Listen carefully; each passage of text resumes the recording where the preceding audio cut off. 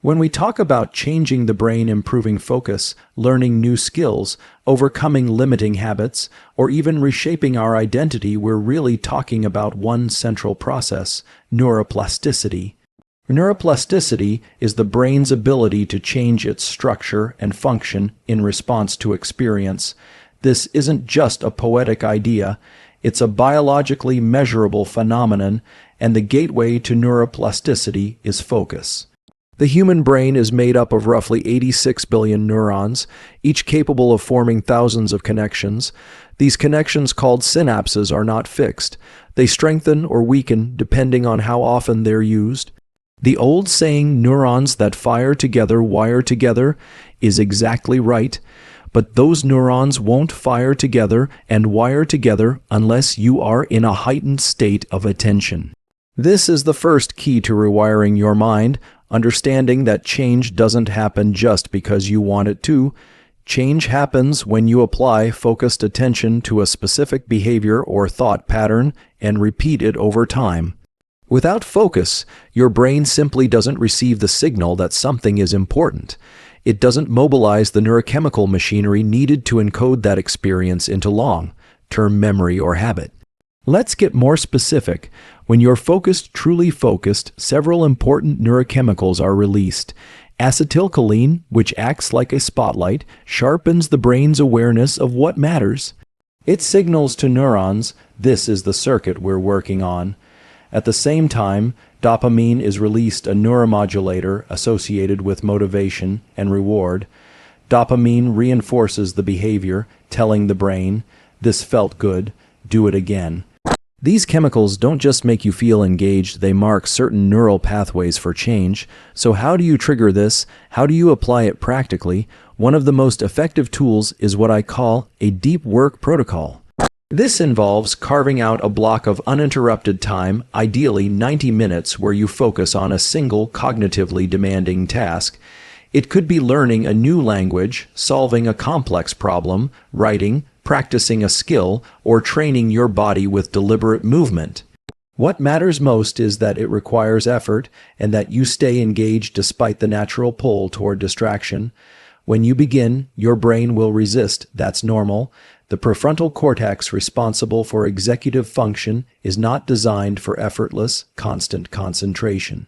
But the more you resist the urge to check your phone, or switch tabs, or take breaks, the more you strengthen your brain's top-down control systems.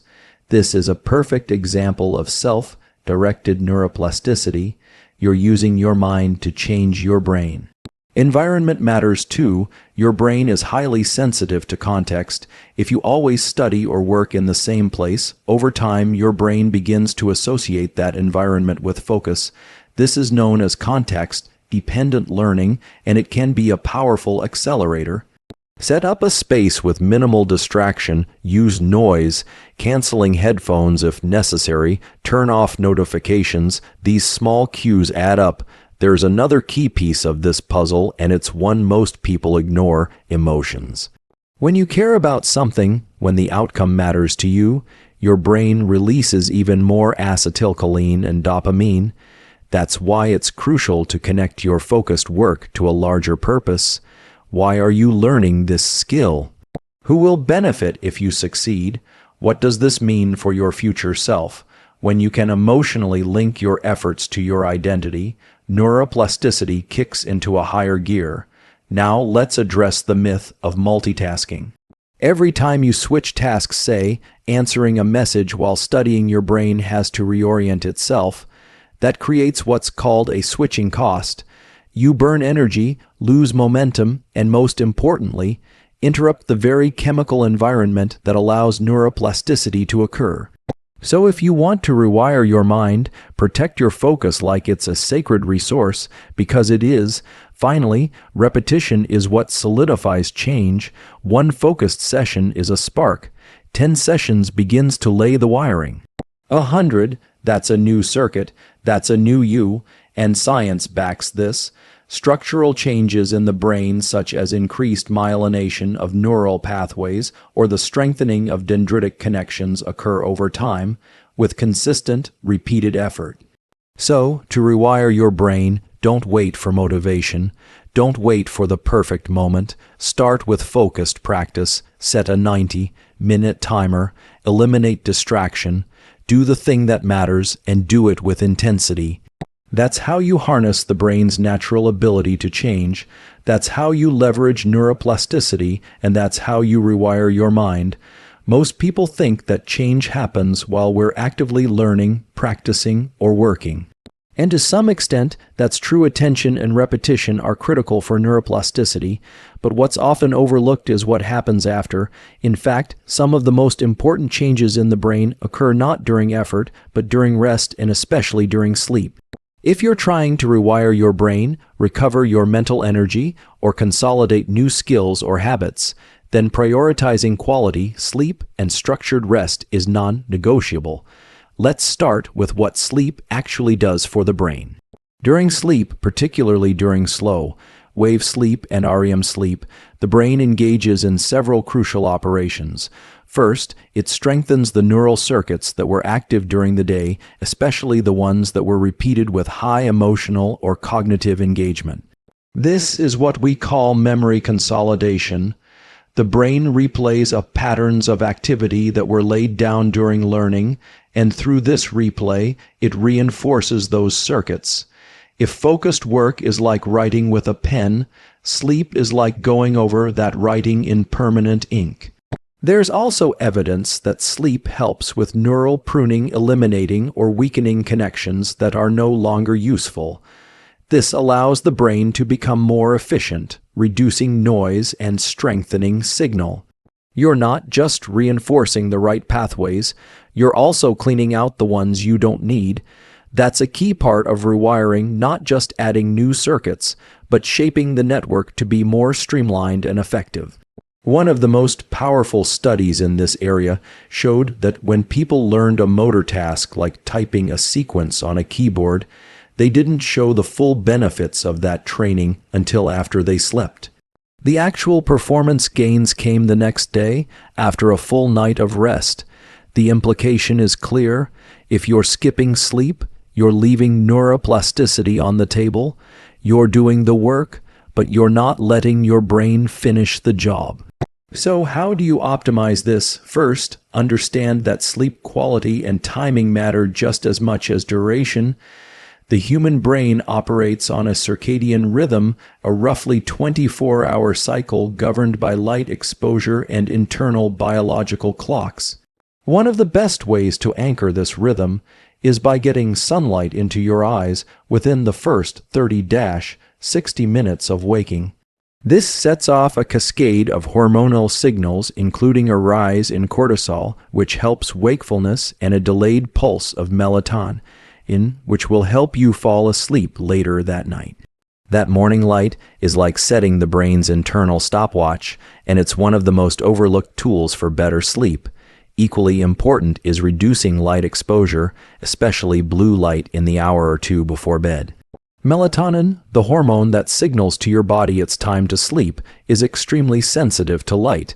If you're staring at your phone or computer late into the evening, you're suppressing melatonin and confusing your internal clock. Dim the lights, use warm bulbs, avoid screens, or use blue light filters. These small changes can have outsized effects on sleep depth and quality. Beyond nightly sleep, there's a category of tools I often recommend called non-sleep deep rest protocols, or NSDR. These include practices like yoga nidra, hypnosis-based relaxation techniques, or even certain types of guided meditation.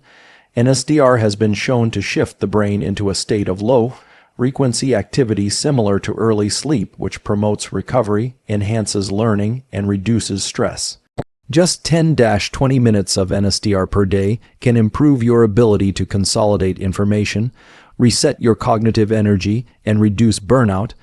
It's a practical tool for anyone who wants to recover faster and learn more efficiently, especially if you're in a high-performance or high-stress environment. Let's also touch on naps. Short naps around 20 to 30 minutes can boost alertness and support memory without causing grogginess. Longer naps that include both light and REM sleep can aid creativity and emotional processing. But be mindful, napping too long or too late in the day can disrupt your nighttime sleep. Use them strategically, not randomly. Finally, understand that sleep is not a luxury. It's a biological requirement for mental health, cognitive function, and long-term neuroplasticity.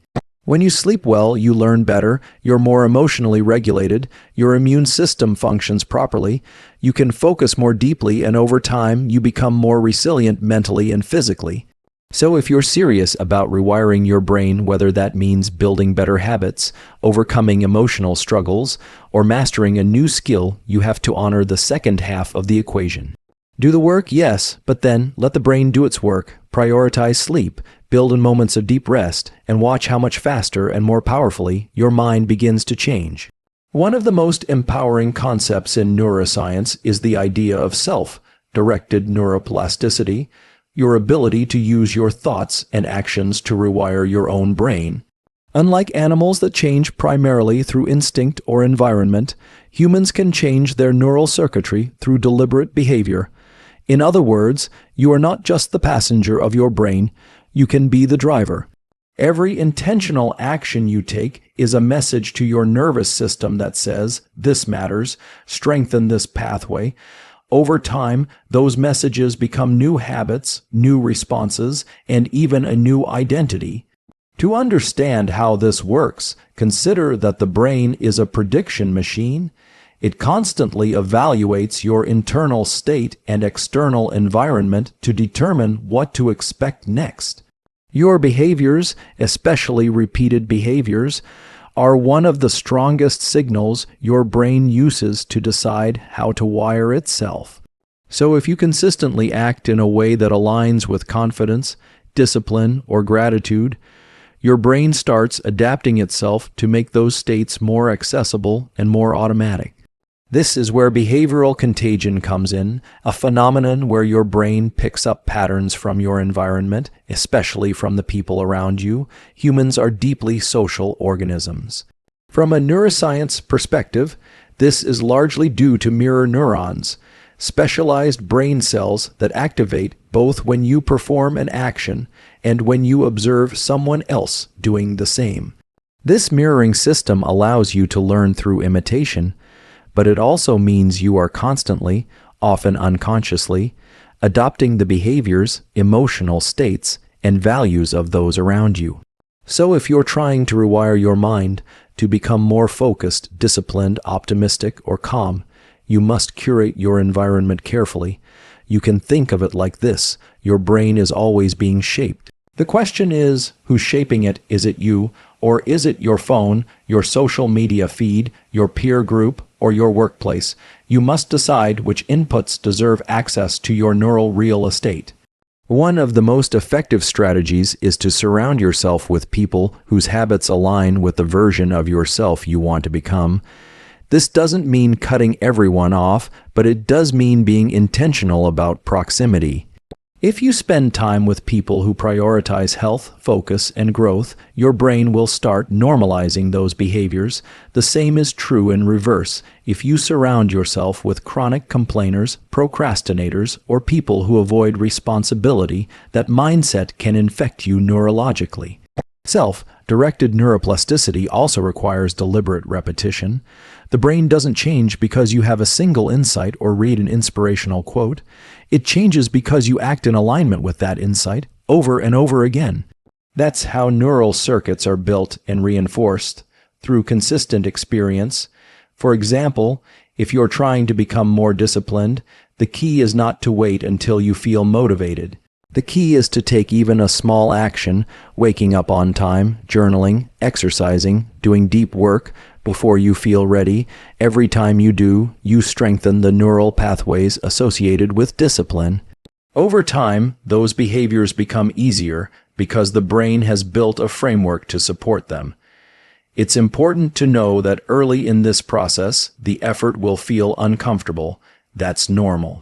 When you're building a new behavior, you're essentially creating a new neural pathway, which requires energy and attention. But the more you repeat it, the more myelination occurs. myelin being the insulating material that helps signals travel faster along neurons. This makes the behavior feel smoother, more automatic. What was once hard becomes easy. That's the biology of habit formation. Another key concept is identity-based change. When you act in ways that reflect the person you want to become, your brain begins to align your self-image with those actions. If you want to think of yourself as a focused, resilient person, start acting like one, even in small ways. Your brain will notice the pattern and adjust your identity to match. Over time, your internal narrative shifts from "I'm trying to be focused" to "I am a focused person." That shift is powerful.